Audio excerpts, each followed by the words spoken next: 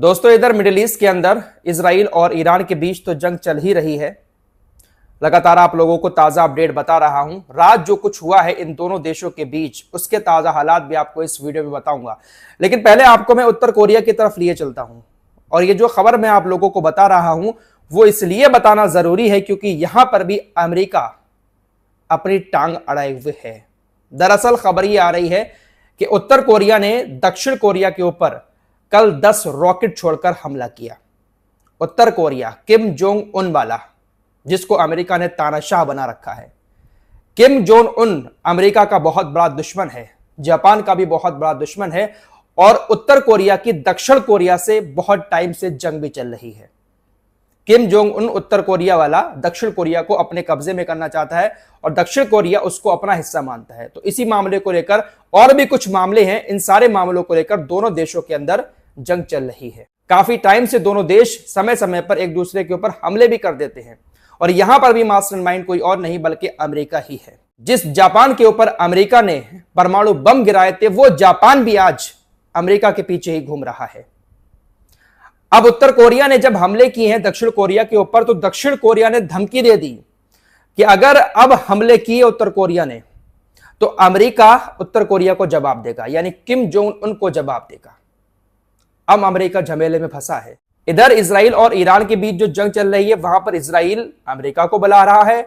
अब जब वहां पर जंग शुरू होगी, हालात हमेशा वहां पर बेकाबू रहते हैं और उत्तर कोरिया के पास तो भाई क्या है आपको मालूम ही है, परमाणु बम जैसी चीज। तो अमेरिका और इजराइल जिसको सनकी तानाशाह कहते हैं, इस सनकी की अगर सनक गई तो ये कुछ भी कर देगा। अभी कुछ दिन पहले उत्तर कोरिया का डेलीगेशन ईरान भी आया था। ईरान से बहुत अच्छी दोस्ती भी है इस किम जोंग उन की। ईरान, उत्तर कोरिया, चीन और रशिया, ये 4 देश ऐसे हैं जिनकी काफी दोस्ती की चर्चा इस वक्त दुनिया के अंदर हो रही है। वैसे अब रूस का भी बयान आया है। रूस ने साफ शब्दों में कह दिया है अमेरिका से कि वो अपने दम पर ईरान के ऊपर हमला करने की कोशिश ना करे, सीधा ईरान के ऊपर हमला ना करे वरना अंजाम अच्छा नहीं होगा। रूस के इस बयान से साफ जाहिर होता है कि अमेरिका अगर कूदता है डायरेक्ट जंग में तो ईरान के जो देश हैं जैसे रशिया और चाइना वो भी कहीं ना कहीं जंग में उतर आएंगे। इसीलिए अभी तक अमेरिका खामोश है, हमला नहीं कर रहा है क्योंकि उसको भी लग रहा है कि ईरान के भी दोस्त हैं उत्तर कोरिया, चाइना और रूस, तो ये सभी लोग आ जाएंगे। लेकिन दोस्तों एक हकीकत ये भी है, यहां पर आपको ये बात समझनी पड़ेगी कि भले ही कितने ही दोस्त हैं रूस और चीन, लेकिन ना तो वो ईरान को जीतने देंगे और ना ही वो ईरान को हारने देंगे। अगर हार जाते हैं तो अमेरिका इन देशों के ऊपर हावी हो जाएगा और मिडिल ईस्ट में अमेरिका की बादशाहत हो जाएगी, इजराइल की बादशाहत हो जाएगी और फिर चाइना और रूस का मिडिल ईस्ट के अंदर कुछ नहीं बचेगा। और अगर ये लोग ईरान को जितवा देते हैं तो ईरान फिर अपना रुतबा कायम और ज्यादा कर लेगा, जो इनको पसंद नहीं आएगा। थोड़ा पैसे का भी मामला रहता है, बहुत सारे गेम चलते हैं अंदर अंदर। तो ना तो यहां पर ये ईरान को जितवाएंगे और ना ही ईरान को हरवाएंगे, ये हकीकत है। किसी भी तरीके से इस जंग का कोई ना कोई हल जरूर निकलेगा बहुत जल्द। फिलहाल ये जो आपकी स्क्रीन पर दिखाई दे रहा है अंतरराष्ट्रीय ऊर्जा परमाणु ऊर्जा एजेंसी का चीफ, इसी ने सारा भ्रम फैलाया है कि ईरान परमाणु हथियार बना रहा है। और अब इसकी तरफ से कल से कहा जा रहा है कि ऐसा कोई पुख्ता सबूत नहीं है जिसके बेसिस पर यह कहा जा सके कि ईरान परमाणु हथियार बना रहा है या उसने परमाणु हथियार बना लिया है। अब ये पूरी तरीके से नाकाम हो रहा है सबूत रखने में, तो अब कह रहा है कि भाई कोई सबूत है ही नहीं।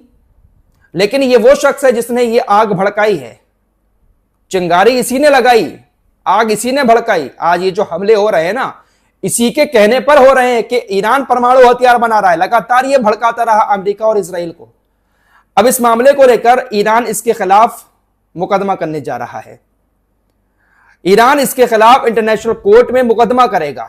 वैसे इसको तो शायद हो सकता है सजा मिल जाए, नेतन्याहू को भले ही कोई गिरफ्तार ना कर पाया हो, अगर ठीक से ईरान को कुछ और देशों का साथ मिला मुकदमे में तो शायद इसके ऊपर कोई एक्शन हो सकता है, क्योंकि इसी ने सारा भ्रम फैलाया है दुनिया के अंदर कि ईरान के पास परमाणु हथियार है। फिलहाल इसी बीच खबर आ रही है कि अमेरिका ने इजराइल को हथियार भेजना शुरू कर दिया है। पहले हथियारों को अमेरिका के विमानों से बेल्जियम तक लाया गया और उसके बाद फिर कार्गो जहाज के जरिए बेल्जियम से इजराइल तक हथियारों को पहुंचाया गया। बाकायदा ये खबरें अब सामने आ रही हैं। तो अमेरिका ने हथियार भेजना अब शुरू कर दिए हैं और अब उत्तर कोरिया और दक्षिण कोरिया के बीच भी अब तनातनी का माहौल देखने को मिल रहा है। वहां पर भी अमेरिका का नाम बीच में आ चुका है, तो अब अमेरिका वहां पर भी कुछ ना कुछ पंगा जरूर लेगा। वैसे डोनाल्ड ट्रंप पाकिस्तान के ऊपर काफी घी चिपड़ने में लगे हुए हैं। डोनाल्ड ट्रंप ने लंच पर बुलाया था, आपको याद ही होगा, आसिम मुनीर को लंच पर बुलाकर आसिम मुनीर से बहुत सारी उन्होंने बातें कही हैं। दोस्तों, पाकिस्तान अमेरिका के हमेशा साथ रहा है, चाहे फिर वो अफगानिस्तान की जंग हो, जहां पर पाकिस्तान की सरकार ने अमेरिका को अपने एरिया में बेस बनाने की इजाजत दी थी और वहीं से अमेरिका ने बहुत सारे हमले और कब्जाने की कोशिश की थी अफगानिस्तान को। एक बार फिर से अमेरिका यही चाह रहा है, क्योंकि ईरान और पाकिस्तान का बॉर्डर काफी करीब है, मिलता हुआ बॉर्डर है, तो वहां से ईरान के ऊपर हमले करना बहुत आसान हो जाएगा। ऑफिशियली यह खबर है कि लंच पर बुलाकर जब बातचीत हुई आसिम मुनीर से, तो डोनाल्ड ट्रंप ने साफ शब्दों में कहा कि वो ईरान के खिलाफ ऑपरेशन चलाने में हमारी मदद करें, हम उनकी हर एक तमन्ना को पूरा करेंगे, हम उनको मिलिट्री सपोर्ट भी करेंगे, हम उनको हथियार भी देंगे, और भी जो मदद हमसे होगी हम पाकिस्तान की करेंगे, पाकिस्तान अगर ईरान के खिलाफ ऑपरेशन में हमारा साथ देता है। यह तो बहुत बुरी तरीके से आसिम मुनीर लंच करके फंस गए हैं, इधर कुआं और इधर खाई। अगर पाकिस्तान अमेरिका का साथ देकर ईरान के खिलाफ ऑपरेशन चलाता है तो पूरा इस्लामिक वर्ल्ड गाली देने पर उतर आएगा पाकिस्तान को, और अगर ईरान का साथ देता है पाकिस्तान तो फिर अमेरिका से बहुत कुछ खो देगा पाकिस्तान। आसिम मुनीर बहुत बुरे फंसे हैं लंच करके। कल ही मैंने इस टॉपिक पर बात की थी कि ये जो शख्स है डोनाल्ड ट्रंप, ये बहुत शातिर दिमाग है, बहुत बड़ा बिजनेसमैन है। कोई भी काम करता है ये बंदा तो बिना मतलब के नहीं करता है। सऊदी अरब गया, कतर गया, यूएई गया, सबको बड़ी बड़ी हथियारों की डील देकर आया है और इसके बाद जंग शुरू कर दी ताकि कोई हमारे खिलाफ आवाज ना उठा पाए। अब देखते हैं कि पाकिस्तान क्या करेगा, देखने वाली बात होगी। फिलहाल आईआरजीसी की तरफ से कहा गया है कि अब तक इजराइल हमारे ऊपर फाइटर जेट से हमले कर रहा था, लेकिन रात उसने कुछ यूएवी हमारे एरिया की तरफ तैनात कर दिए और उसी के जरिए कुछ मिसाइलें छोड़कर हमारे ऊपर हमले किए गए। हो सकता है कि ये जो यूएवी अब तैनात की हैं यही अमेरिका ने भेजे हों, क्योंकि अमेरिका तो कुछ भी भेज सकता है इन लोगों को। तो ये जंग अब एक ऐसे दौर में पहुंच चुकी है जहां पर हमले दोनों तरफ से हो रहे हैं, लेकिन अमेरिका भी डायरेक्ट जंग में कूदते हुए काफी डर रहा है, क्योंकि उसको डर है कि रूस और चाइना फिर सामने आ जाएंगे। एक मीडिया हाउस है एनबीसी, उसने एक रिपोर्ट दी है कि कल ईरान ने जो हमले किए, जो मिसाइलें ईरान की इजराइल के अंदर आई, उन मिसाइलों को इजराइल का एयर डिफेंस सिस्टम सिर्फ 65% रोक पाया। इजराइल के डिफेंस सिस्टम ने सिर्फ 65% मिसाइलें ही रोकी, 35% मिसाइलें जो हैं वो इजराइल के अंदर जाकर गिरी हैं। लेकिन परसों का आंकड़ा कुछ और था। परसों जब रिपोर्ट आई थी तो उसमें कहा गया था कि ईरान ने आज जो हमला किया है तो तकरीबन 90% मिसाइलों को रोक लिया गया, 10% मिसाइलें जाकर गिरी।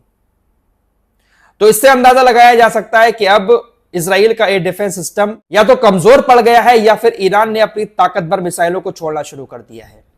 लेकिन तबाही बड़ी खतरनाक हो रही है इजराइल के अंदर, ऐसा इजराइल ने कभी सोचा भी नहीं होगा। जो मंजर अब देखने को मिल रहा है, नेतन्याहू एक बार फिर से मैदान में उतरा तबाही के मंजर देखने।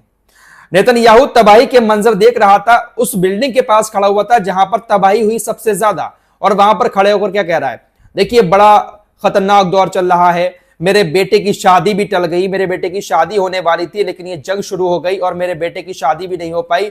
ये लोग इस तरीके से हमारी फैमिलियों को डरा रहे हैं, धमका रहे हैं, न जाने कौन कौन सी बातें वो अलाप रहा था। इसी बीच जहां पर वो खड़े होकर ये सब बातें कर रहा था, पीछे बिल्डिंग के एक जोरदार धमाके के साथ भरभराकर गिरने की आवाज आती है। पीछे मुड़कर घबरा कर देखता है, आफ्टर शॉक था बेबी।